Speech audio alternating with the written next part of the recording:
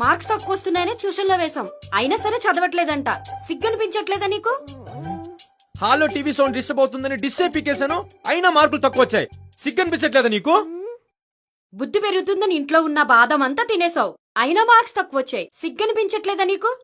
స్కూల్లో competition, exhibition, activities, ఈ activities, paper, pen, book, rubber, colour, ink అడిగినవన్నీ ఇప్పించాను, అయినా కానీ మార్కులు తక్కువ వచ్చాయంటే సిగ్గనిపించట్లేదా నీకు? సిగ్గు గురించి మీరిద్దరు మాట్లాడకూడదు. ట్యూషన్ ఫీజు 500 అయితే నాన్న దగ్గర 800 తీసుకుంటావు. అప్పుడు నీకు సిగ్గు అనిపించలేదా అమ్మా? అమ్మ టీవీ సీరియల్స్ చూస్తూ పని చేయడం లేదని టీవీ కనెక్షన్ తీసేసి నా కోసం తీసేసావని చెప్పావు. అప్పుడు నీకు సిగ్గు అనిపించలేదా నాన్న?